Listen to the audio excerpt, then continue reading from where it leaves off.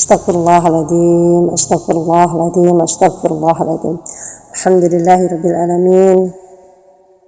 Alhamdulillah, alhamdulillah. Anzala sakinah fi qulubil mu'minina liyazdadu imanan ma'a imanihim. A'udzu billahi minasyaitonir rajim.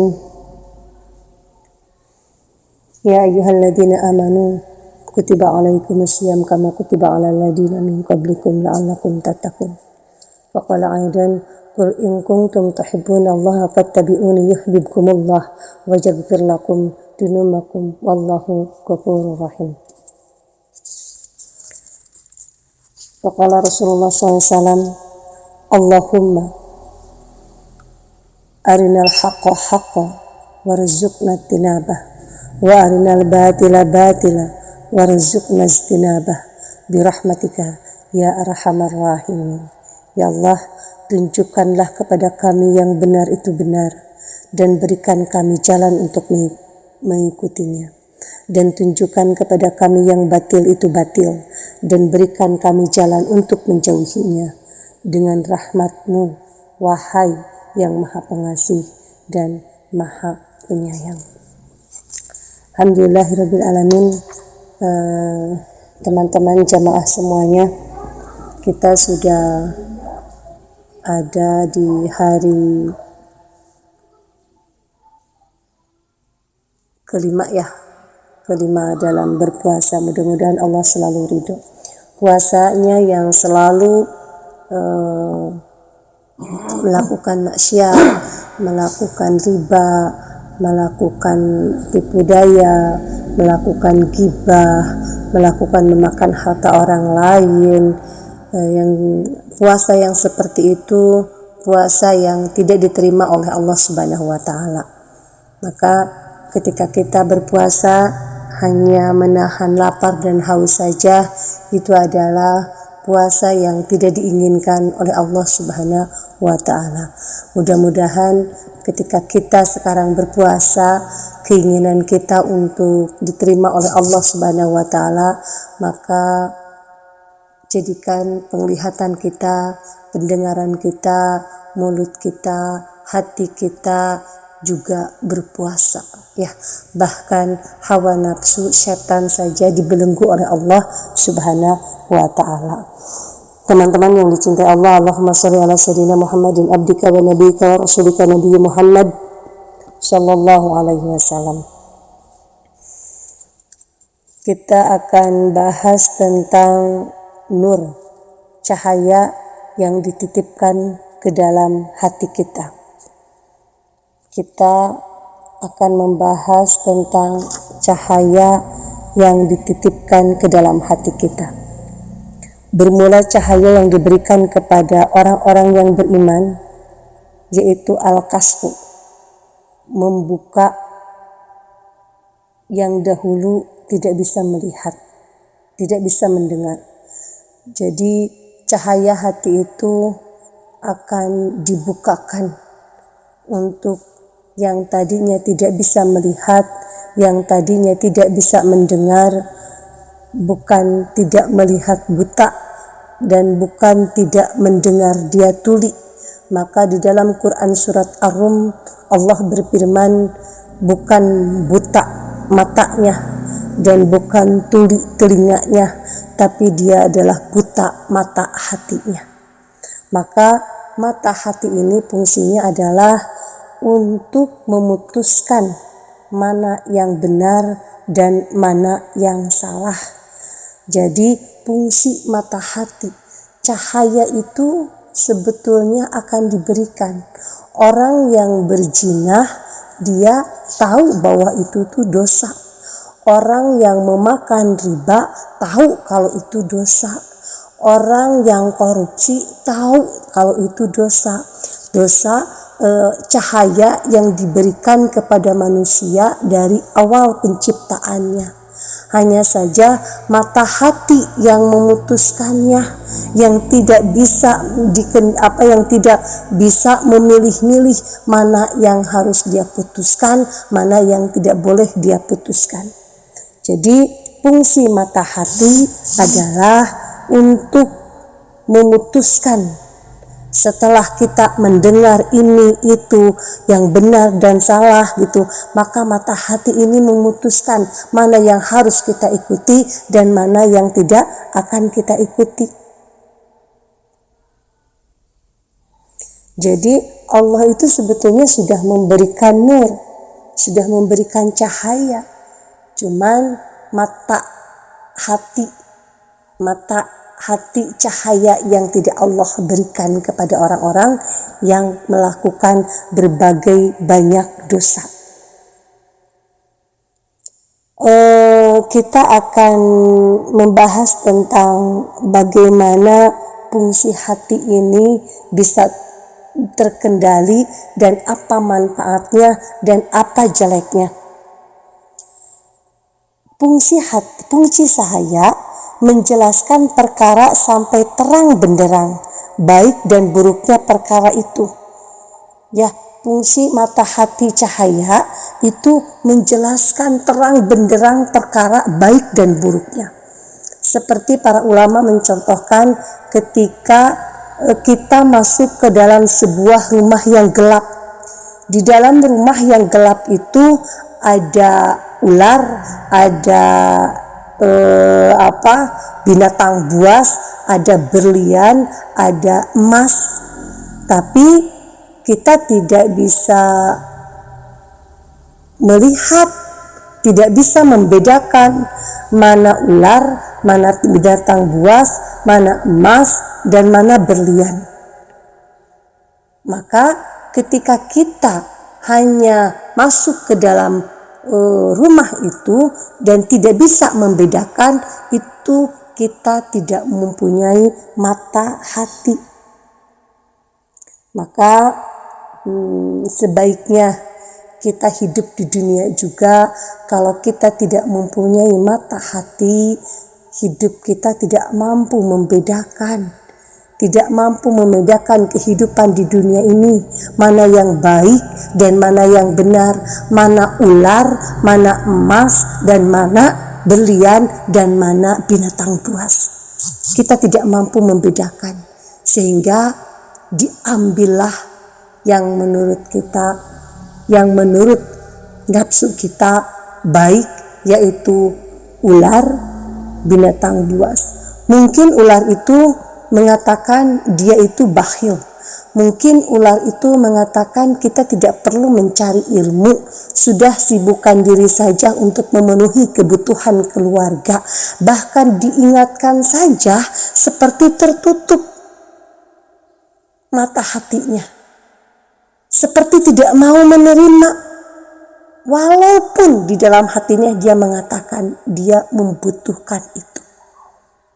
Di dalam hatinya yang Allah berikan fitrahnya itu dia membutuhkan itu, tapi mata hatinya itu menolak dan tidak mengarahkan ke sana. Maka ketika kita mempunyai mata hati,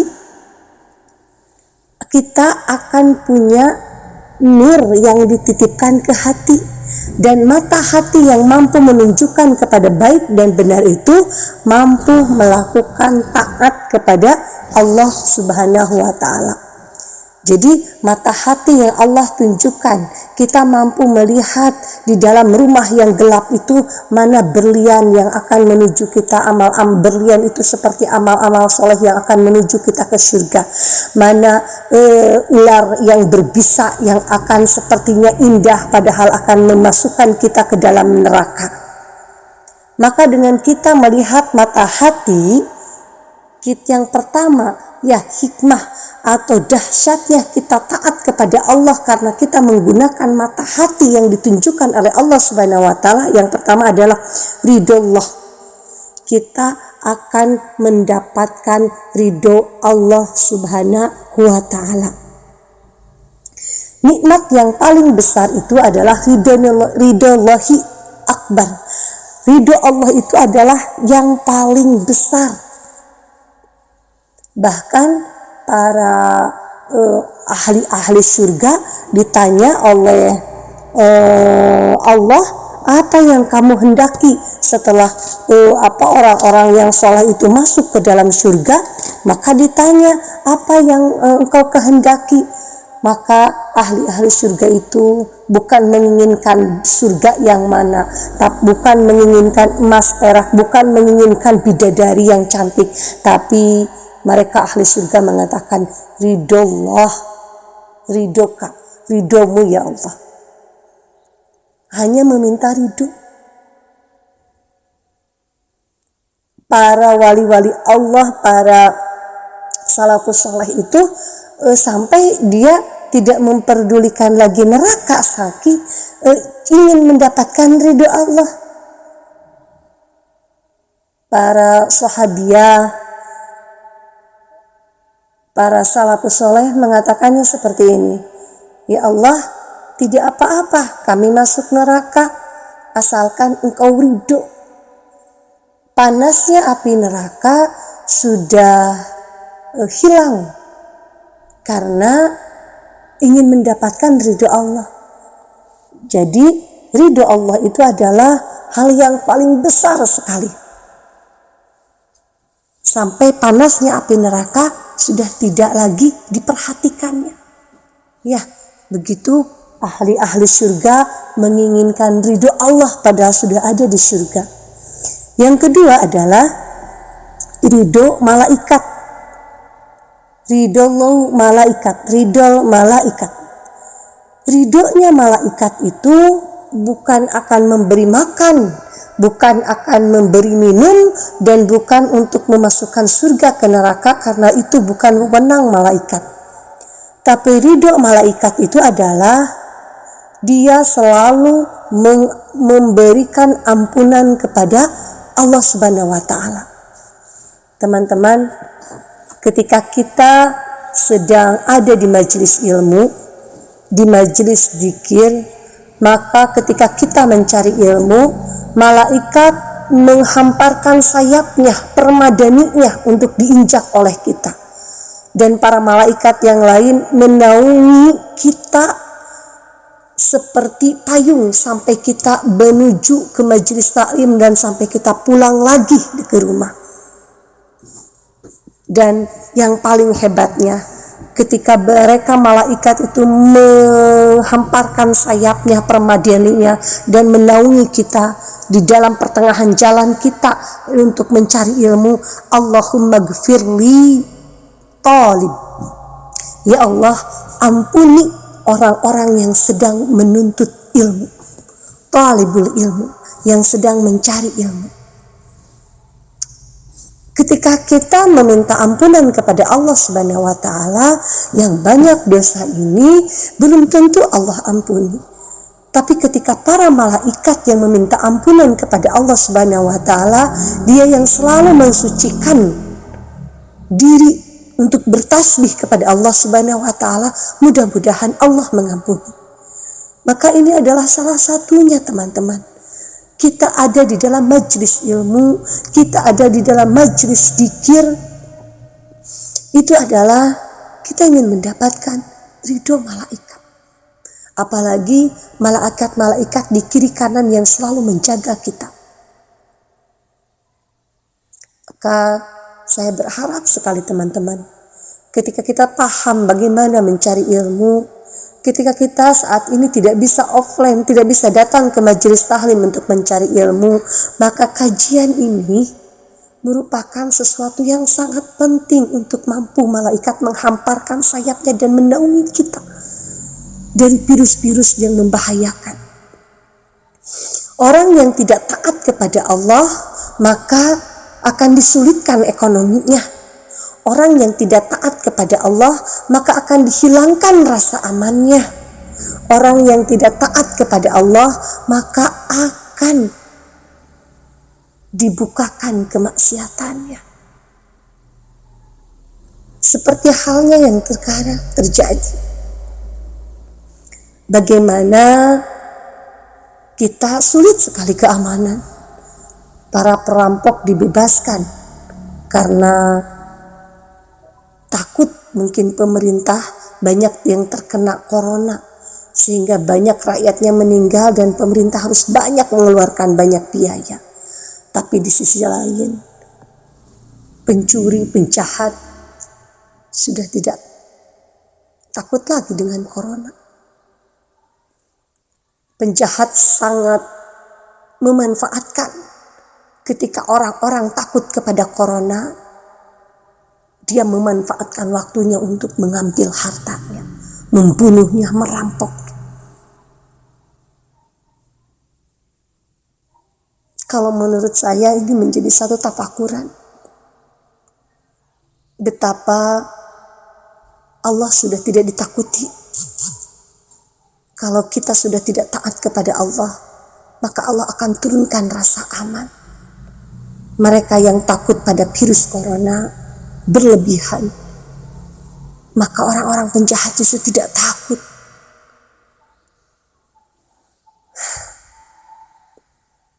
Mudah-mudahan teman-teman, masker kita, naungan malaikat, masker kita, hand sanitizer kita, yang lebih utama adalah taat kepada Allah, beristighfar, bertaubat kepada Allah Subhanahu wa Ta'ala. Itu adalah masker yang paling aman. Sekarang sudah terbukti, walau hati sedih teman-teman, muka ditutup, dimaskeran, tapi paha kemana-mana. Begitu dia tidak paham kalau makhluk Allah yang kecil, virus corona itu adalah buatan Allah. Menutup masker karena takut kepada Allah, tapi tidak menutup paha. Menutup masker karena takut kepada corona, tapi tidak menutup paha karena takut kepada Allah. Semua karena ketidaktaatan kepada Allah, maka terjadilah wabah penyakit. Semua karena ketidaktaatan kepada Allah, maka turunlah rasa aman penjahat kemana-mana. Semua karena tidak taatnya kepada Allah, maka disulitkannya berbagai ekonomi di dalam diri kita. Yang ketiga, ketika kita taat kepada Allah adalah ridho Rasul. Ridhonya Rasulullah Shallallahu Alaihi Wasallam. Pada hari-hari tertentu, Rasulullah SAW sama Allah diperlihatkan amal-amal umatnya. Ketika amal-amal umatnya melakukan kebaikan, maka Rasulullah tersenyum. Ketika amal-amal umatnya melakukan kejelekan, maka Rasulullah bersedih sekali.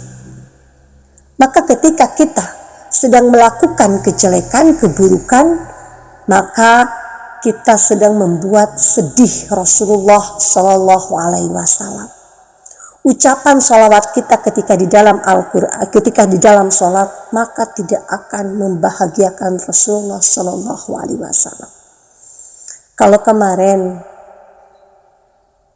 kita melakukan sholat bukan karena taat kepada Allah, tapi menggugurkan kewajiban saja, itu berarti sholat itu yang akan menjauhkan kita dari Allah Subhanahu wa Ta'ala.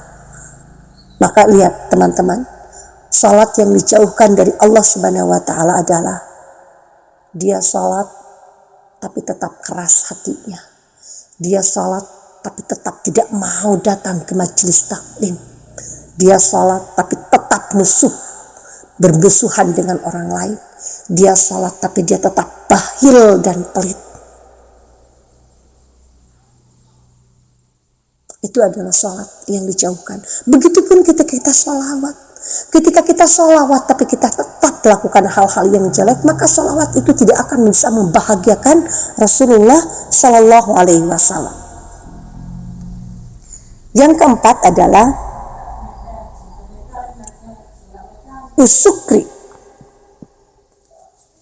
yaitu orang yang bersyukur.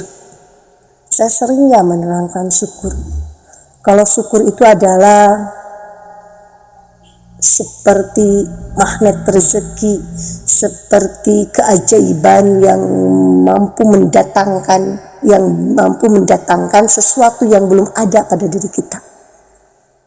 Jadi syukur itu seperti keajaiban yang mampu mendatangkan sesuatu yang belum ada pada diri kita. Itu adalah syukur. Ketika kita bersyukur terus, belum punya anak, maka anak akan hadir. Ketika kita bersyukur terus, rezeki belum berkah, maka Allah akan berkahkan rezeki kita.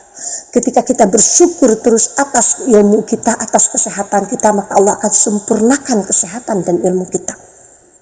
Ajaib teman-teman yang namanya bersyukur itu. Ya teman-teman, kemarin saya selalu mengingatkan, coba ucapkan rasa syukur itu sebelum tidur dan setelah bangun tidur. Kalau memang belum bisa dituliskan, tapi pas bangun tidur ucapkan syukur. Terima kasih ya Allah atas kehidupan yang masih dibangunkan. Ampuni saya. Lalu silahkan ibu-ibu mendoakan apa. Ucapkan rasa syukur itu yang paling mendatangkan hal-hal yang belum ada pada diri kita. Ketika kita tidak bersyukur, maka yang datang adalah kita akan menjadi, kalau kita diberikan kefakiran, maka kita akan diberikan kefakiran yang melupakan Allah Subhanahu wa Ta'ala. Nih, ketika orang-orang kita yang fakir nih, ketika kita tidak bersyukur, maka Allah akan datangkan kefakiran yang melupakan kita kepada Allah Subhanahu wa Ta'ala.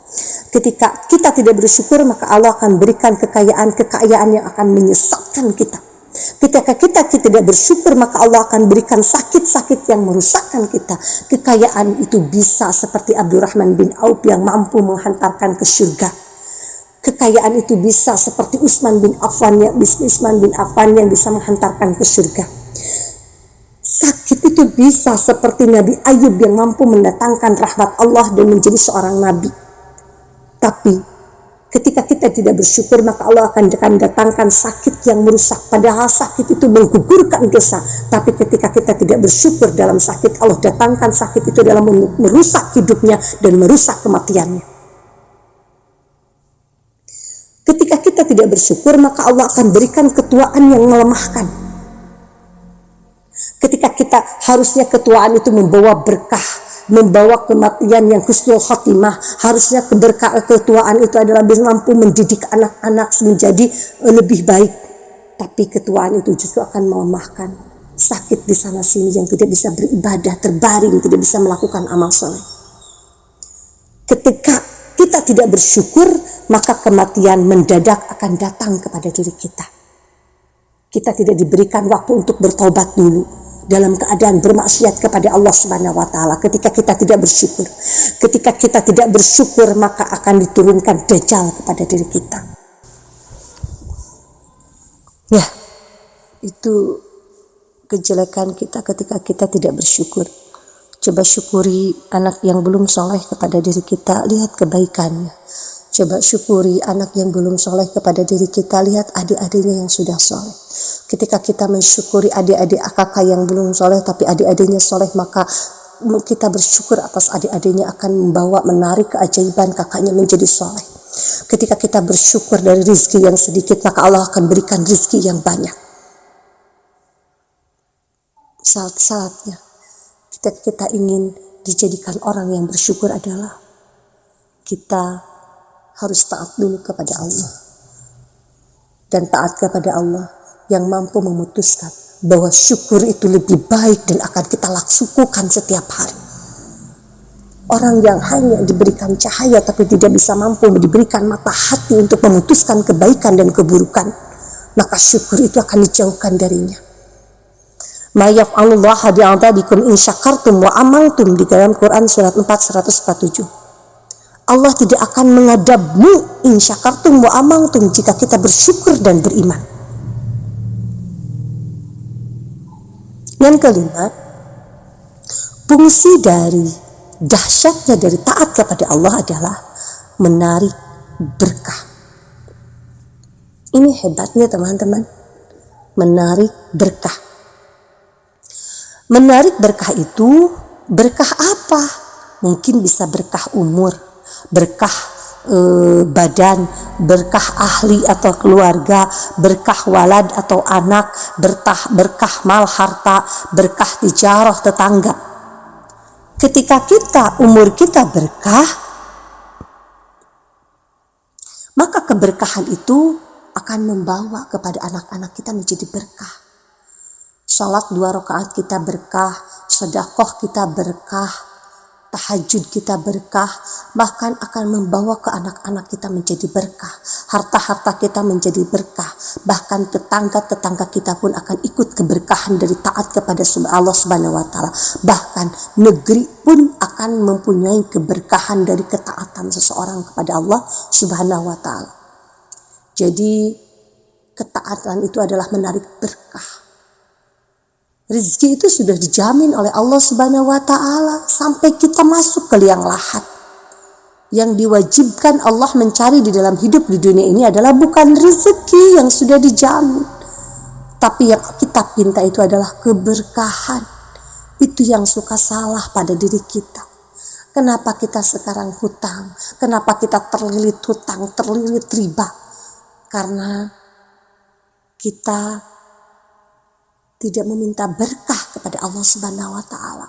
Terus kita berdoa meminta rezeki, padahal rezeki sudah ada di Lauh Mahfuz yang sudah dipastikan. Tapi mintalah keberkahan sehingga gaji kita cukup untuk berinfak. Cukup sehingga gaji kita cukup untuk berinfak. Dagang kita cukup untuk memberikan fakir miskin. Gaji kita cukup untuk umroh. Gaji kita cukup untuk haji ketika kita diberikan keberkahan. Buat apa ada uang kalau tidak berkah, yang tidak membawa kita sehat, yang tidak bisa ada uang tapi tidak bisa membawa ke haji, ada uang tapi tidak bisa membawa ke umroh, ada uang tapi kita tidak bisa berinfak, ada uang tidak bisa bersedekah, ada uang tidak bisa kita berzakat. Kenapa? Karena Allah tidak memberikan keberkahan kepada harta itu. Maka teman-teman, coba diganti deh doa kita ingin rezeki, karena rezeki itu sudah dijamin. Yang harus kita minta kepada Allah adalah keberkahannya.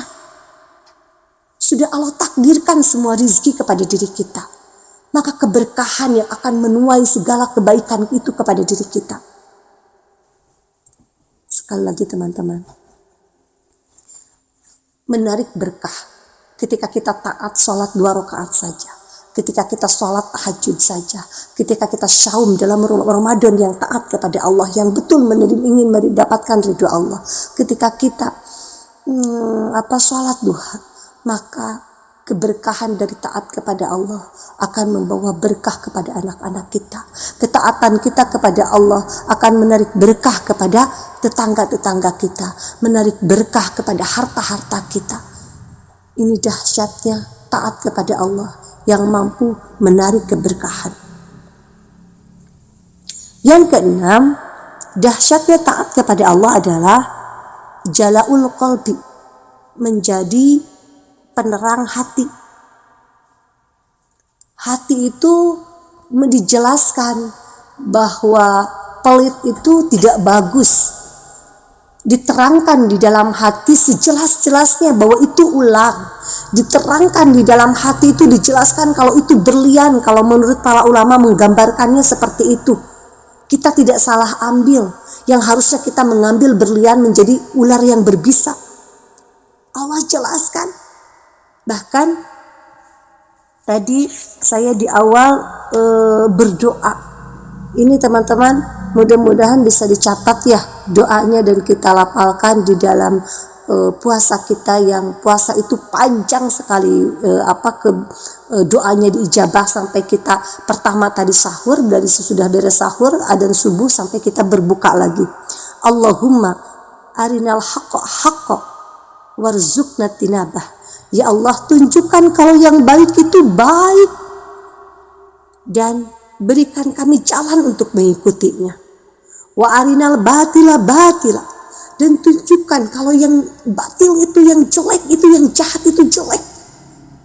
Warzuqna zinaba, dan berikan saya untuk bisa menjauhinya. Bi rahmatika ya arhamar rahimin. Wahai Engkau yang Maha Pengasih dan Maha Penyayang.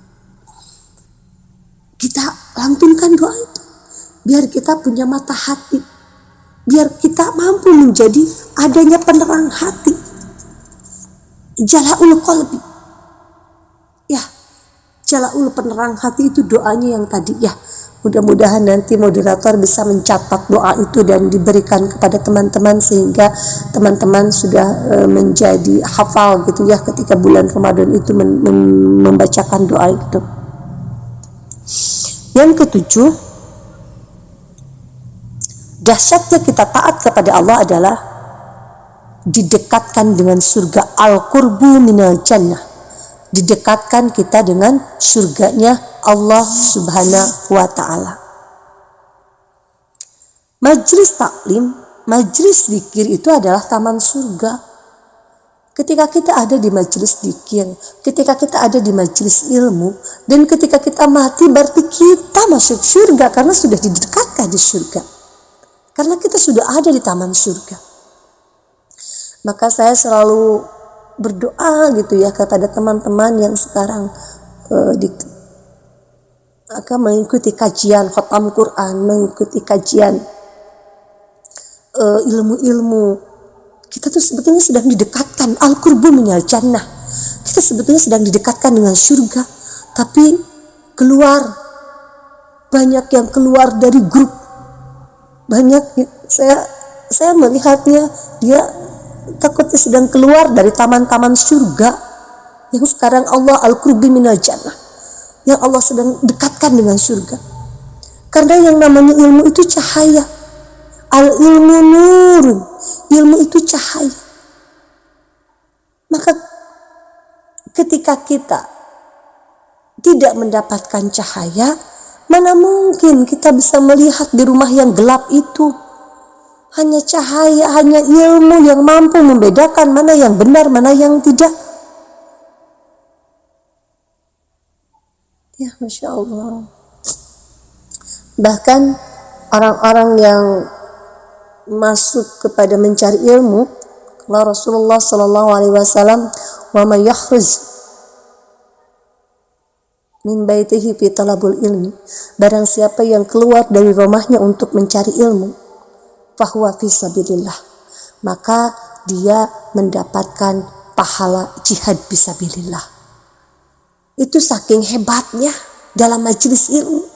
Demi Allah teman-teman, kita tidak mungkin tahu bagaimana caranya mencintai Allah, taat kepada Allah. Yang dahsyatnya taat kepada Allah itu akan menurunkan ridho Allah, ridho malaikat, ridho Rasulullah, akan menjadi orang pribadi yang bersyukur, akan menarik berkah, akan menjadi penerang hati, dan kita akan didekatkan dengan surga. Dan didekatkan dengan surga. Surga itu adalah jalannya hanya ilmu. Surga itu jalannya ada di ilmu. Tariqah. Jalan-jalan untuk menuju surga itu adalah ilmu-ilmunya Allah Subhanahu wa ta'ala. Imam Syafi'i mengatakan, ketika kita butuh dunia, maka kita perlu ilmunya. Ketika kita butuh akhirat, maka kita pun butuh ilmunya. Maka kedua-duanya itu adalah sangat penting untuk yang mencintai dunia dan di akhirat. Dan kita butuh ilmunya. Para ulama mengatakan ilmu itu seperti air hujan yang menumbuhkan biji-biji yang tumbuh menjadi batang yang kuat, ranting yang hebat, yang kuat, dan menumbuhkan buah-buahan yang segar. Itu adalah ilmu. Jadi menumbuhkan ke dalam diri kita, mata hati kita yang mati, yang tidak mau mendengarkan, melihat, dan selalu tidak mau ikut pada berbagai kebaikan, tidak mau ikut ke majelis taklim. Tapi ketika Allah bukakan mata hati, maka mencintai ilmu, menjadikan satu yang diharuskan.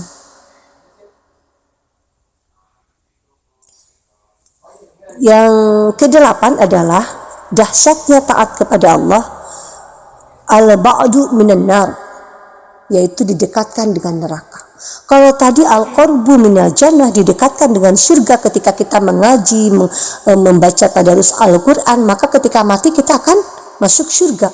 Maka ketika al-ba'du binan nar, maka ketika kita didekatkan dengan neraka, ketika kita korupsi, ketika kita berzina, ketika kita bertoyet gitu ya, ketika kita tidak mau mencari ilmu, maka ketika mati kita itu didekatkan dengan neraka, sudah pasti kita masuk neraka. Insyaallah ya. Insyaallah, mudah-mudahan orang yang sekarang berzina dibukakan mata hatinya, karena dia ketika orang yang selingkuh juga, ketika dia berzina maka sudah didekatkan, neraka itu sudah ada di hadapan matanya. Ya, sekali lagi, orang yang berzina, orang yang memakan riba, orang pencuri, orang korupsi, orang yang bakhil, pelit, tidak mau memberikan sedekah, itu adalah bukan dia tidak tahu kalau dia itu jelek, perbuatan itu jelek, tapi dia tidak punya mata hati yang tidak mampu memutuskan mana yang jelek, mana yang benar, tidak bisa memilih. Seperti masuk kepada rumah yang gelap, dan dia orang yang memilih berzina, korupsi, yang bakhil, itu adalah memilih binatang buas, ular yang berbisa, bukan memilih emas dan perak.